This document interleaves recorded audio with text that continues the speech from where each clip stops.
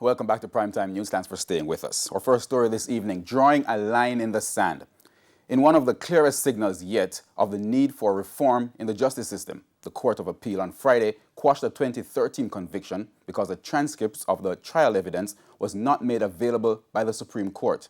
The matter involved a man convicted of carnal abuse, buggery, and indecent assault. Giovanni Dennis has this Primetime News report.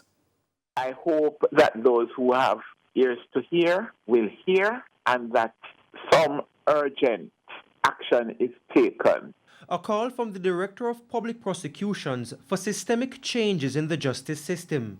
The DPP was lamenting the circumstances under which a 2013 conviction by the Supreme Court was overturned.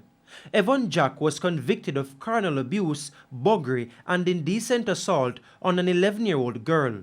But 7 years after filing his appeal, the Supreme Court could not provide the transcript of the evidence that was used to convict him. The appeal court ruled on two grounds. 1. The right of the applicant under Section 16, subsection 7 of the Constitution of Jamaica to be given a copy of the record of the proceedings made by or on behalf of the court within a reasonable time has been breached. 2.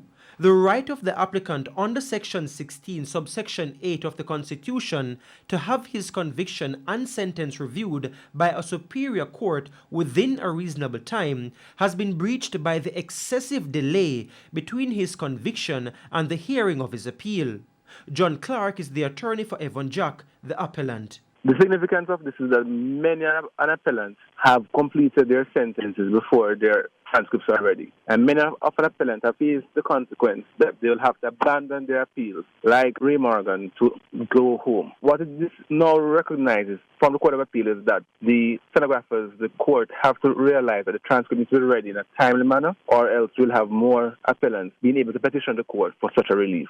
And ultimately, we want to live in a society where the transcripts are ready early and convictions can be overturned on its merit.